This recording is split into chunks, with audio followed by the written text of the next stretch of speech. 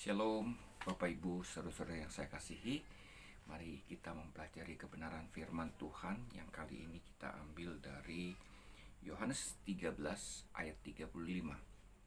Yohanes 13 ayat 35. Ciri murid Yesus. Yohanes 13 ayat 35, saya akan bacakan ayat ini.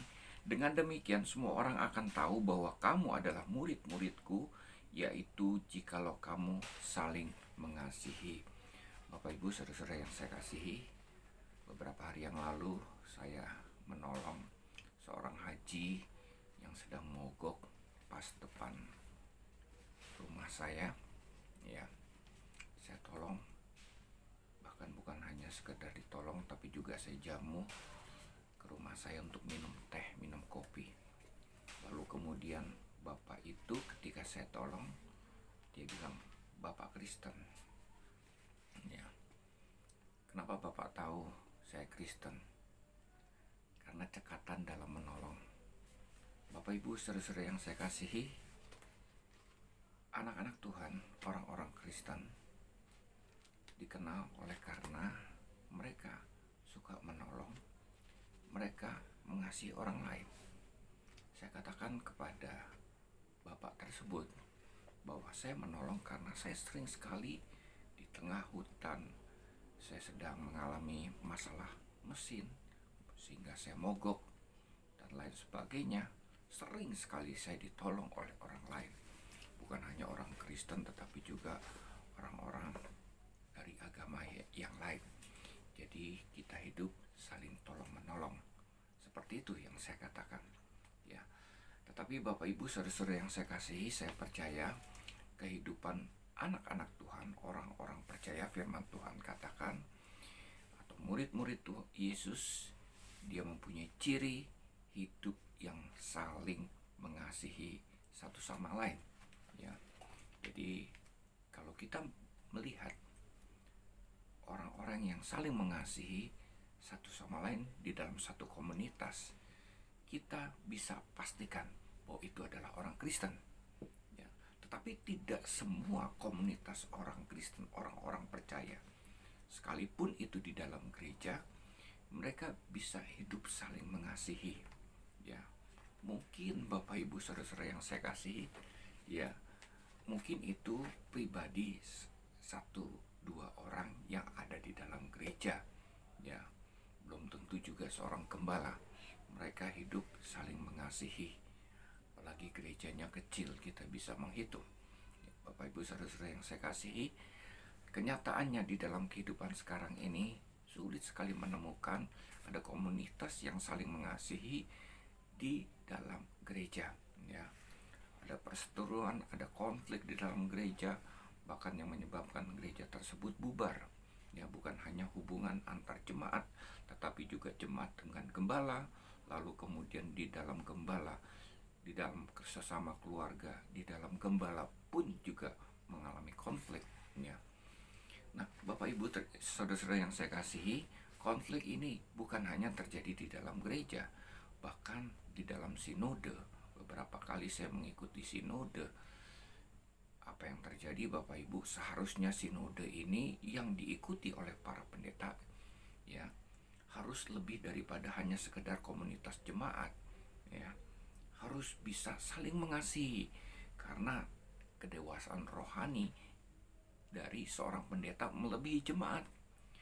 Tetapi apa yang terjadi, berkali-kali saya ikut sinode, berkali-kali juga konflik terjadi. Ya, mereka memperebutkan kekuasaan sebagai seorang ketua umum. Lalu apa yang terjadi?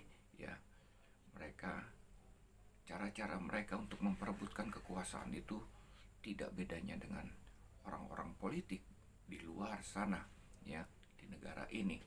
Mereka saling sikut, mereka saling konflik satu sama lain, bahkan hampir terjadi baku hantam satu sama lain. Ini komunitas pendeta. Harusnya di dalam sinode seperti itu harus kita bisa saling mengasihi, ya, satu sama lain. Nah, Bapak Ibu saudara-saudara yang saya kasihi, kita mau belajar dari firman Tuhan, ya, untuk menjadi murid-murid yang saling mengasihi satu sama lain, yang adalah ciri dari murid-murid Tuhan Yesus. Bagaimana caranya kita bisa saling mengasihi satu sama lain?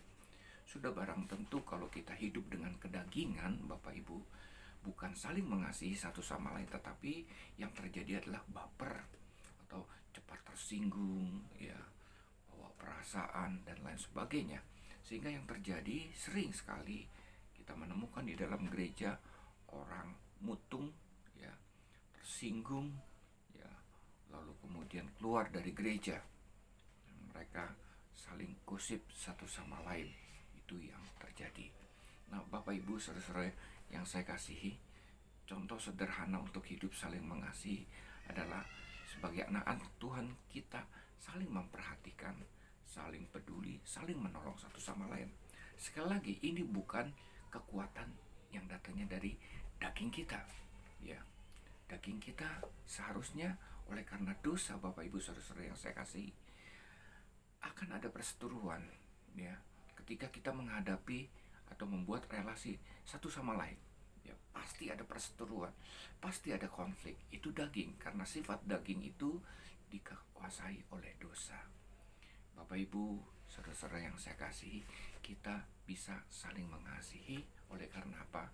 Oleh karena kita sudah lahir baru. Roh Tuhanlah yang tinggal di dalam kehidupan kita. Kita adalah manusia roh. Kita bisa saling mengasihi satu sama lain bukan daging kita, tapi karena roh Allah tinggal di dalam kehidupan kita yang memampukan kita untuk kita bisa mengasihi satu sama lain di dalam gereja, di dalam komunitas dimanapun kita berada, di dalam sinode dan lain sebagainya. Ya, anak-anak Tuhan bisa saling mengasihi oleh karena roh Tuhan tinggal di dalam kehidupannya.